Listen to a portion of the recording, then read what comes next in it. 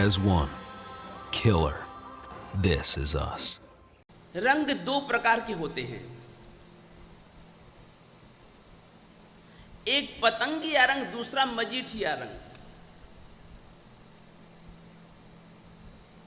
पतंगिया रंग यानी कि कच्चा रंग और मजीठिया रंग यानी कि पक्का रंग।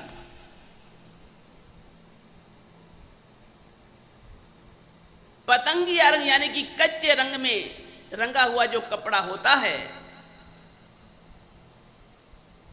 उसको यदि आप गर्म पानी में डालें, उसको अच्छी तरह से यदि साबुन से रगड़ें और अच्छी तरह से उसे धोने के बाद यदि आप धूप में उसे सुखाते हैं, तो धूप में सूखने के बाद उसका रंग फीका पड़ जाता है, उसका रंग उतर जाता है। लेकिन जो कपड़ा मजीठिया रंग में रंगा हुआ होता है, उसको चाहे आप जितने बड़ी गर्म से गर्म पानी में भी क्यों ना डाले, क्यों ना उकाले, क्यों ना उबाले,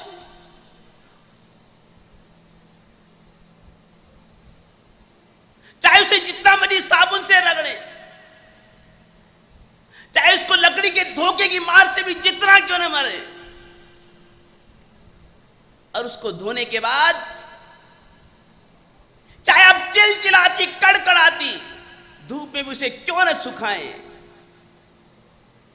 सूखने के बाद में भी न उसका रंग फीका पड़ता है, न उसका रंग उतरता है।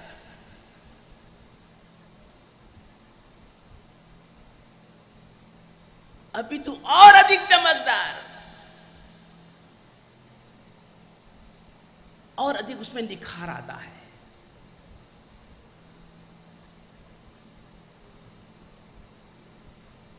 ठीक इसी प्रकार से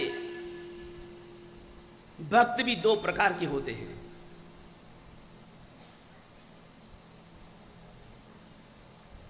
पतंगिया रंग में, कच्चे रंग में रंगे हुए जो भक्त होते हैं, थोड़ी सी भी कोई विघ्न बाधा आ जाए, अड़चन आ जाए, उपाधि आ जाए, असफलता का मुंह देखना पड़े, तो उनके भक्ति का रंग, धर्म का रंग फीका पड़ जाता है, उतर जाता है।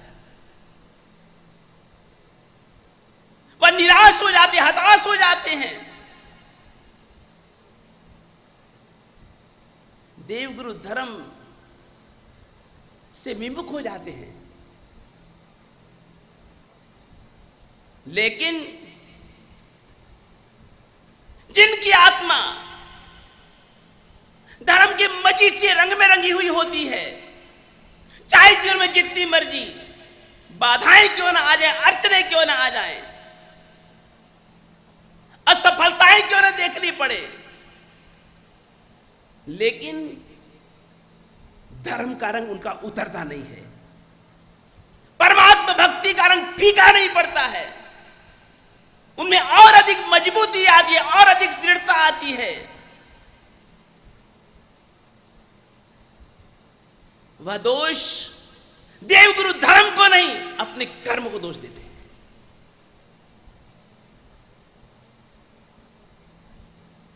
देवगुरु धर्म के प्रति उनका भक्ति का रंग और अधिक पक्का हो जाता है।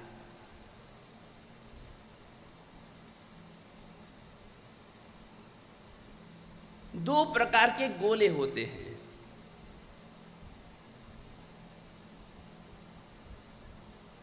एक लोहे का गोला, एक सोने का गोला।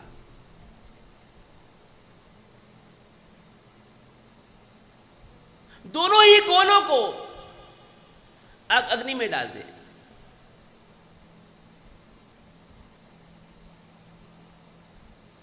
अग्नि में तप जाने के बाद, जल जाने के बाद,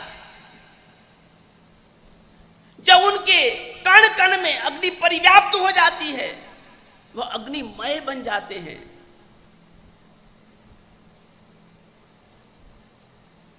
लाल सुर्ख हो जाते हैं। अनजान व्यक्ति, अपरिचित व्यक्ति यह लोहे का गोला है या यह सोने का गोला है उसको नहीं पहचान सकता। दोनों एक समान लगते हैं, एक जैसे। लेकिन जैसे ही दोनों ही गोलों को बाहर निकाला जाता है, जो लोहे का गोला होता है धीरे धीरे धीरे जब उसको बाहर की हवा लगती है, ठंडी ठंडी हवा लगती है, जैसी वह ठंडा होने लगता है, वैसे ही उसकी जो लालिमा है वह समाप्त होने लगती है और स्वाभाविक जो कालिमा थी वह वापस उजागर हो जाने लगती, प्रकट होने लगती।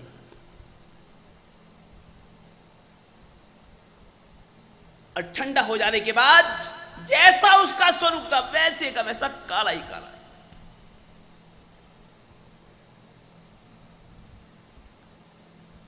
लेकिन जो सोने का गोला होता है,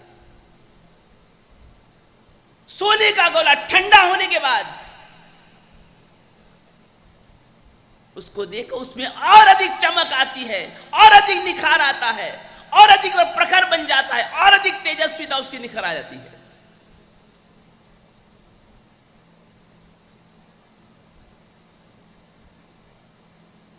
ठीक इसी प्रकार से भक्त भी दो तरह के होते हैं। एक लोहे के गोले जैसा, एक सोने के गोले जैसा। एक पतंगिया के रंग में रंगा हुआ, एक मजीठिया रंग में रंगा हुआ। और उन दोनों को ही जब तुम मंदिर में देखते हो, उपासना में देखते हो, क्या बात है, दोनों ही बिल्कुल डिट्टो, सेम, बढ़िया बढ़िया, एक जैसे दोनों। क्या बात है। आहा,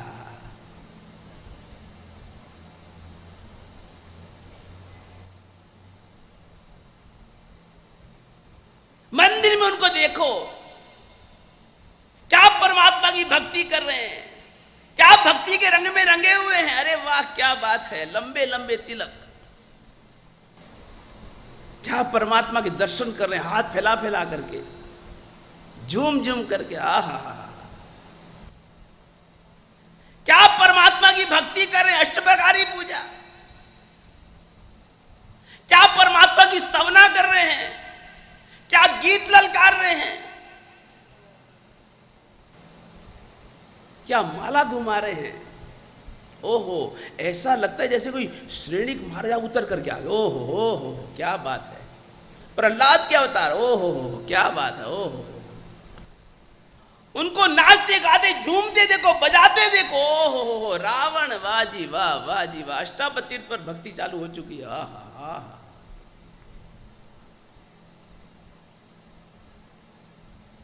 माताओं बहनों को देखो, मीरा, शबरी, सुरसा, सभी का अवतरण। ओहो हो, क्या बात है, क्या बात है।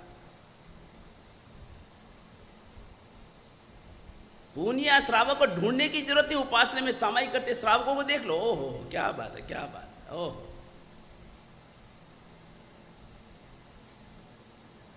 लेकिन जैसे ही मंदिर से बाहर, उपासना से बाहर, जैसे वो घर में आते हैं, जैसे वो बाजार में जाते हैं,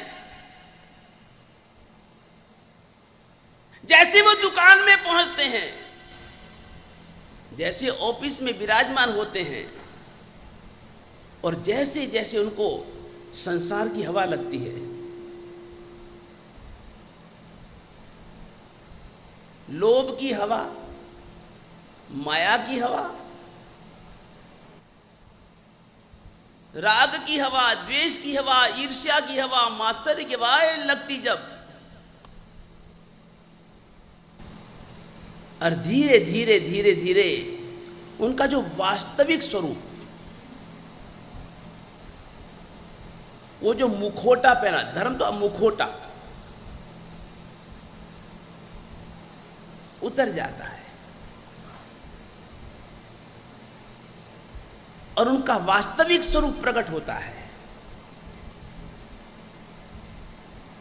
क्योंकि धर्म हमारा ओढ़ा हुआ है, ऊपर से मुखोटे की तरफ ओढ़ा हुआ, पहना हुआ है। प्रदर्शन मात्र, दिखावा मात्र है। सही रूप से तुम्हारी मन की चदरिया श्रद्धा के रंग में रंगी हुई होनी चाहिए। आत्मा का ताना बाना धर्म के रंग में रमा हुआ हो, रंगा हुआ होना चाहिए। तो मैं करसन चोपदार की बात कर रहा था। करसन चोपदार कैसा भक्ति का रंग था उसका। परम परमात्मा आदिनाथ दादा के प्रति अच्छी तरह से भिगोई गई, पीसी हुई मजीठ के जैसा उसका श्रद्धा का रंग था। क्या उसका परमात्मा के प्रति श्रद्धा और समर्पण था?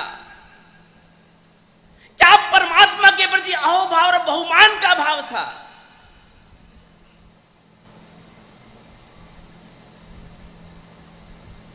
एक बार ठाकुर मान सिंह अपने पूरे दल बल के साथ में, रसाले के साथ में गिरिराज की यात्रा के लिए गया।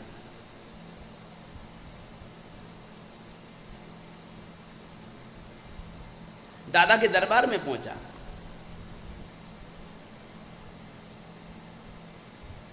और इधर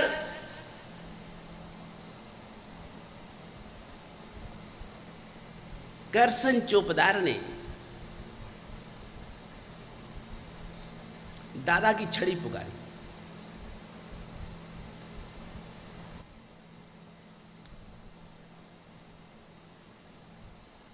करसन के मुख से द्रुपद के कान जैसी मदमस्त आवाज से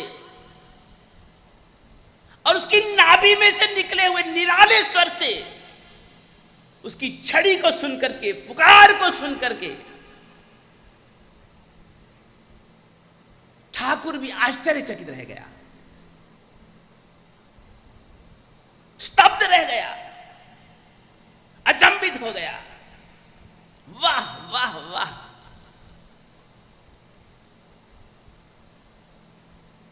और उसकी छड़ी को सुनकर के प्रसन्न होकर के ठाकुर मान सिंह ने अपने दाहिने पांव में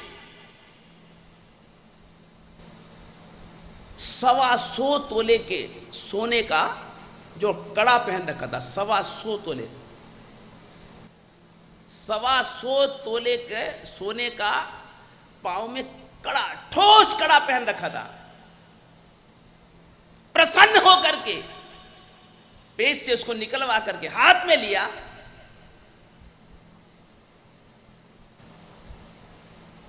और करसन को देने के लिए हाथ बढ़ाया।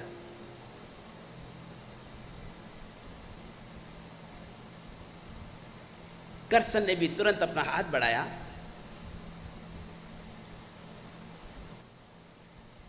लेकिन देते देते ठाकुर का हाथ एकदम रुक गया।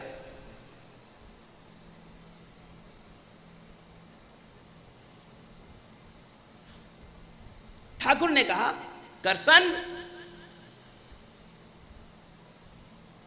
बायां हाथ क्यों आगे बढ़ाया?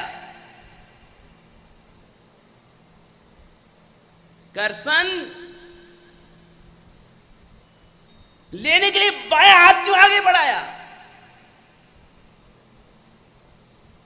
करसन कहता है, बड़े खुमारी और खमीर के साथ में कहता है, ठाकुर साहब, ये दाहिना हाथ तो मैं दादा को अर्पण कर चुका हूं। ये दाहिना हाथ तो मैं दादा को हूं। दायां हाथ मेरे दादा के सिवा और किसी के आगे नहीं फैलाया जा सकता। क्या शब्द हैं, क्या उसकी श्रद्धा होगी। ठाकुर कहता है, करसन तूने बायां हाथ कैसे आगे बढ़ाया। और उतने ही खमीर के साथ में, खुमारी के साथ में करसन कहता है, ठाकुर साहब ये दायां हाथ मैं कब से दादा को अर्पण कर चुका।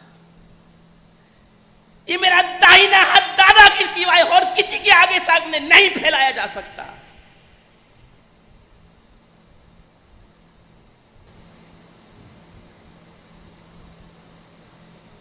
ठाकुर भी बड़ा अड़ियल स्वभाव का था, अक्कड़ स्वभाव का था। उसने वापिस कड़ा पांव में पहन लिया। सारी दुनिया अवाक रह गई।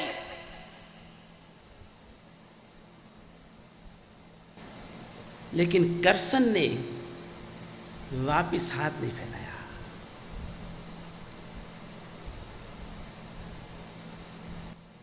करसन की छड़ी और उसका दादा के प्रति जो समर्पण भाव था, जो उसका मजीठिया भक्ति का रंग था, सभी देख करके दांतों तले अंगुली छपा गए।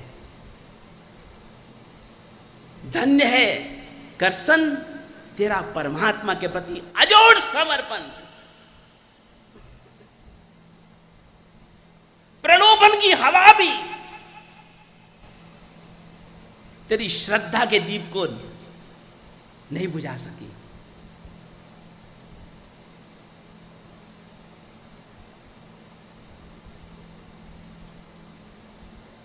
हमारे यहां पर कहा जाता है,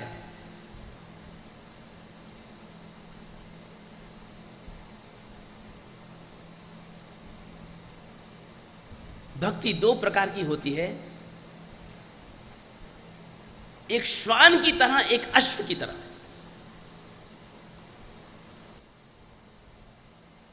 कभी आपने कुत्ते को देखा होगा, कुत्ते को यदि कोई भी रोटी का टुकड़ा डाल दे, कोई भी उसको पुचकार दे प्यार से, तो दुम हिलाना लगेगा। कुत्ता चाहे किसी के आगे भी दुम फैला सकता है, दुम हिला सकता है, लेकिन जो घोड़ा होता है वह केवल अपने स्वामी के सिवाय, चाहे और कोई भी क्यों ना आ जाए, जैसे उसका स्वामी आता है उसकी पीठ थपथपाता है, उसका स्पर्श पा करके, उसको देख करके वह जैसे हिनहिनाहट करता है, वो हर्ष व्यक्त करता है, उसका रोम रोम खिल जाता है। अपने स्वामी के प्रति वो एकनिष्ठ भक्त होता है। हमें कुत्ते के जैसे नहीं, हर किसी के आगे पूंछ हिला दी, अरे काहे की भक्ति। हर किसी की जगह माथा टेकने के लिए तैयार हो गए, हर जगह मनोती मारने के लिए तैयार हो गए, कहां भी, यहां भी, वहां भी, कहां भी, कई बार भी नहीं। घोड़े के समान एकमात्र स्वामी के प्रति समर्पण है, हर किसी के आगे नहीं।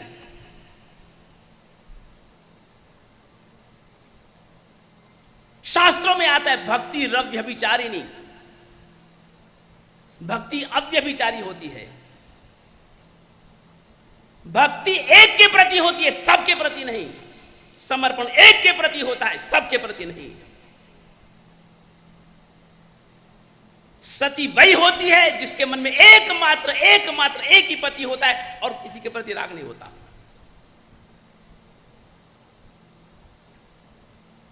जिस तरह से सती के मन में एक ही पति, उसी की तरह से भक्त के मन में भी एक ही परमात्मा के प्रति राग, एक ही परमात्मा के प्रति राग होता है, एक के प्रति।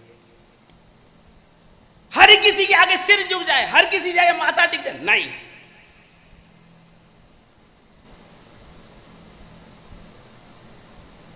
करसन ने ठाकुर के आगे हाथ, दाहिना हाथ नहीं फैलाया, सो नहीं फैलाया। दाहिना हाथ तो मैंने दादा को अर्पण कर दिया है और किसी के आगे नहीं फैलाया जा सकता। ये उसकी श्रद्धा का रंग था, ये उसका अजोड़ समर्पण था। आज इतिहास के पन्नों पर भी उसका नाम हमेशा हमेशा के लिए अमर है। दादा की यदि छड़ी का नाम आता है तो पर्याय के रूप में करसन चौबदार का नाम आता है। ओंकाराय नमो नमः। आत्मारामं गुणागारं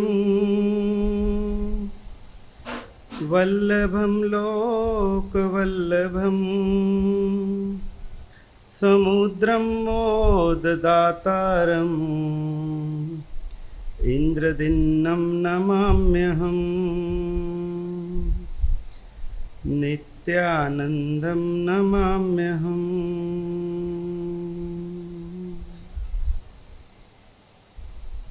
परम तारक परम परमात्मा के चरणों में अनंत अनंत वंदन।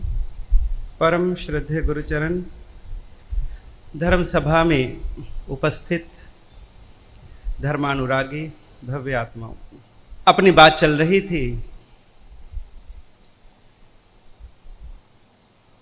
भरत महाराजा भी राजमहलों में रहते थे, अपार वैभव था, चक्रवर्ती का साम्राज्य क्या होता है, चक्रवर्ती का सुख क्या होता है,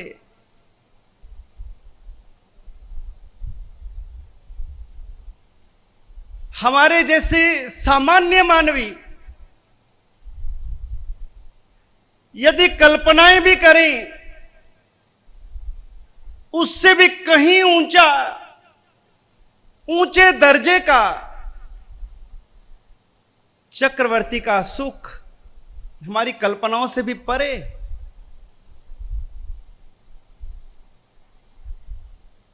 और ऐसे अपार वैभव में वो रहने वाले भरत महाराजा फिर भी जिनको राजमहलों में रहते हुए केवल ज्ञान, केवल दर्शन की प्राप्ति हो जाती है,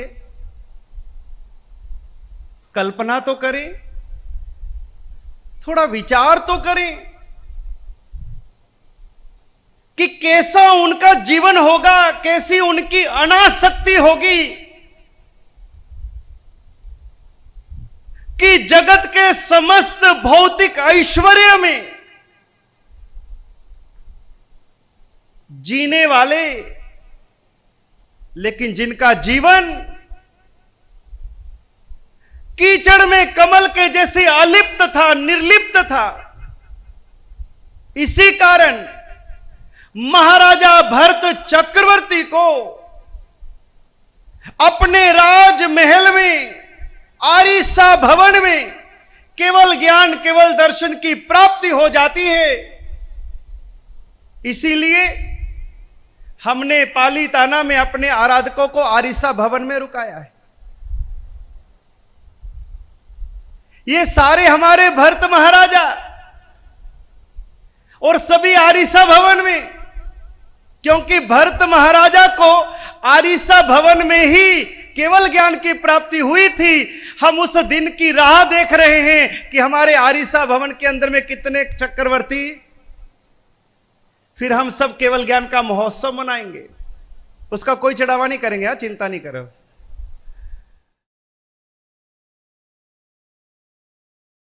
हम कहां, वो कहां,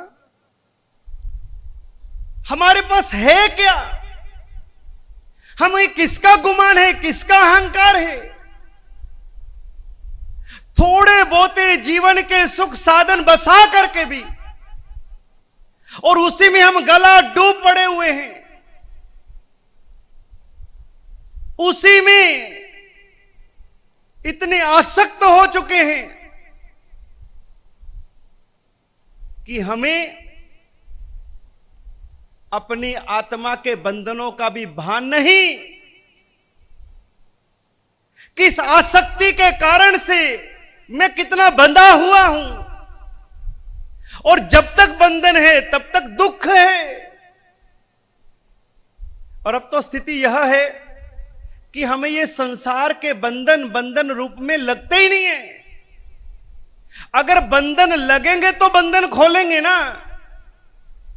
जब हमें बंधन के रूप में लग ही नहीं रहा, महसूस ही नहीं हो रहा कि मैं किसी बंधनों में बंधा हूं, तो फिर खोलने की कहां बात आएगी।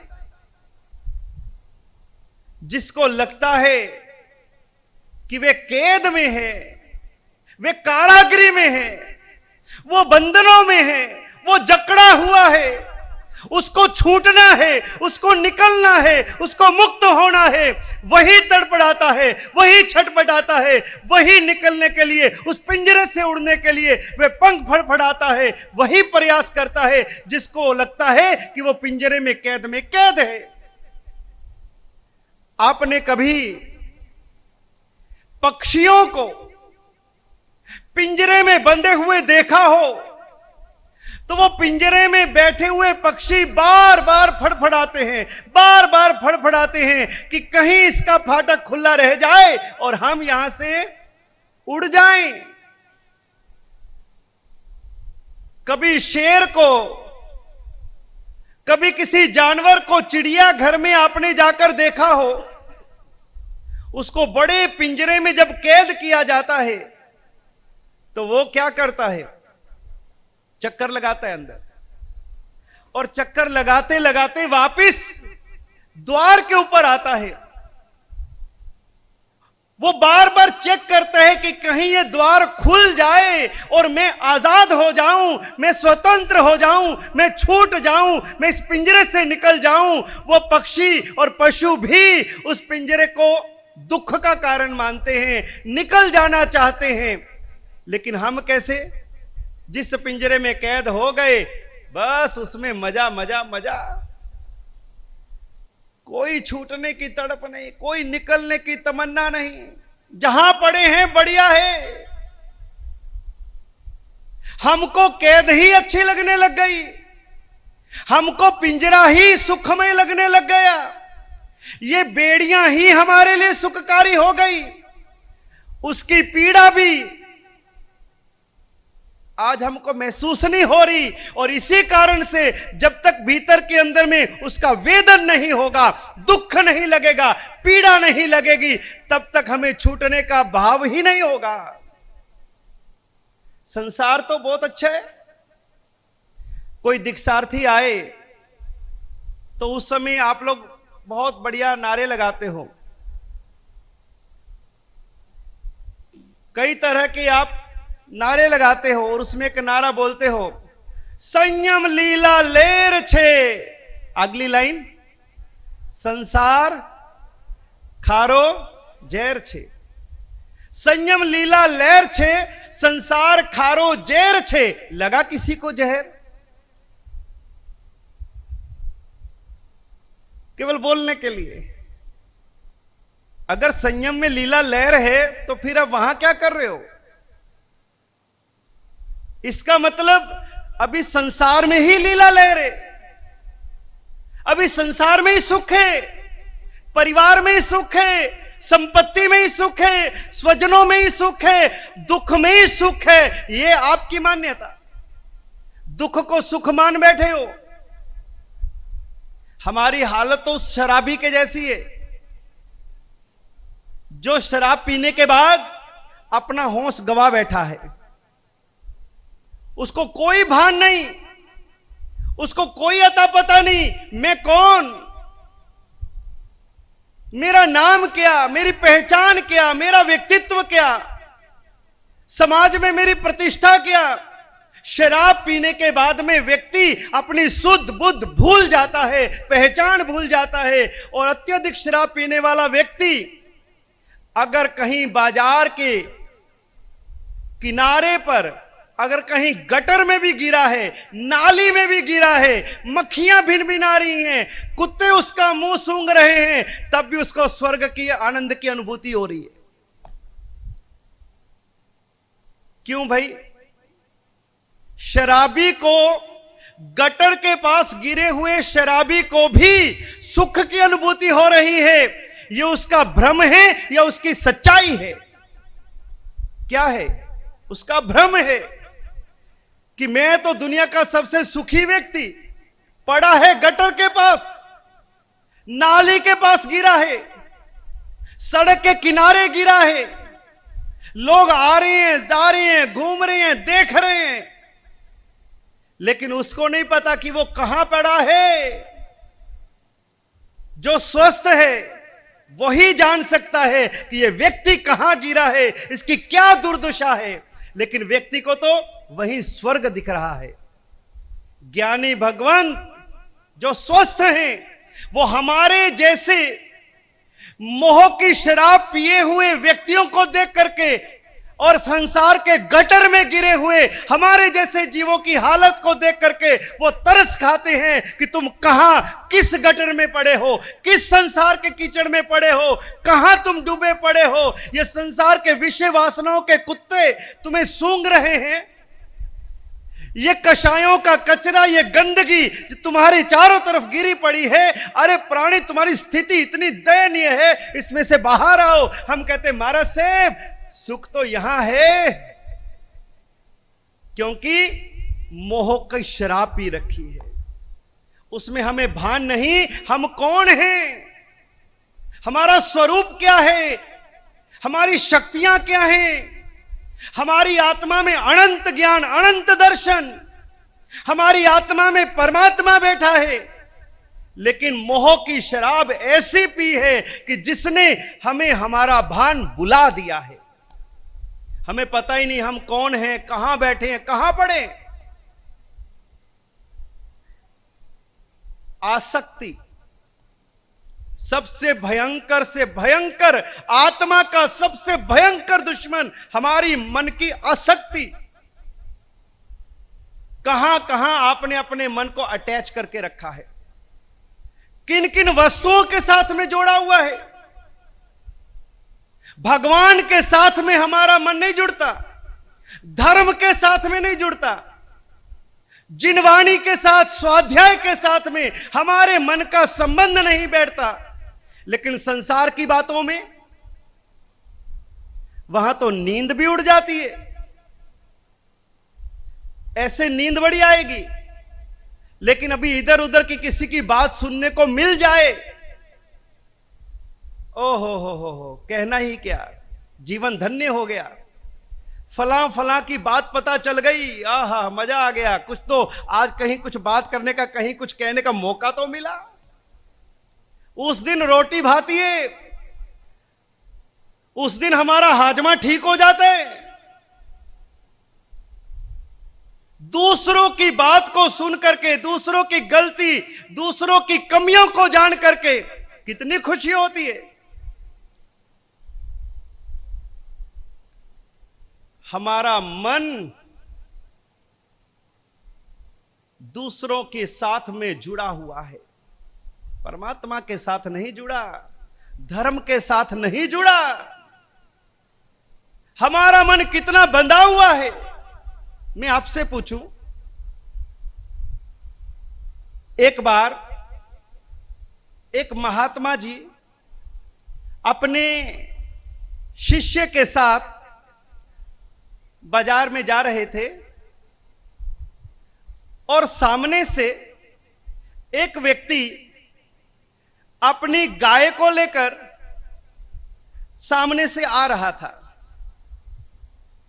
व्यक्ति के हाथ में गाय के गले में पड़ी हुई रस्सी, जिससे वो गाय को बांधा हुआ है, वो रस्सी उस व्यक्ति के हाथ में है और वो रस्सी को पकड़ के चल रहा है और गाय साथ चल रही है।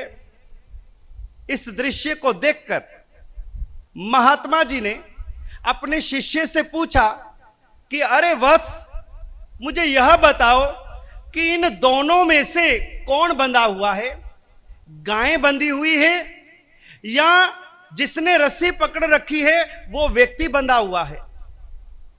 गाय के गले में रस्सी है, उस रस्सी को व्यक्ति ने पकड़ा है और वो रस्सी को लेकर के व्यक्ति चल रहा है, गाय उसके साथ में चली आ रही है। मैं आपसे पूछूं कि दोनों में से कौन बंधा हुआ है?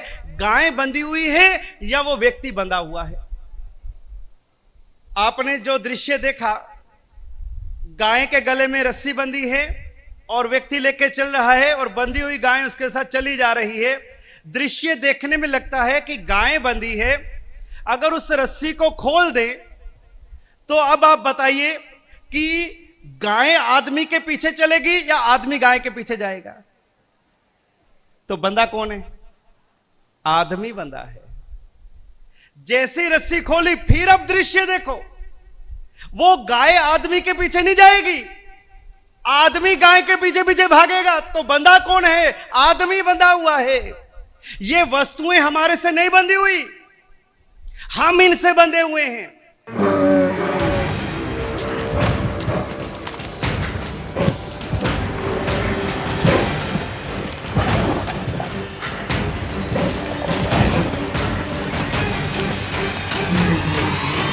Together as one. Killer. This is us.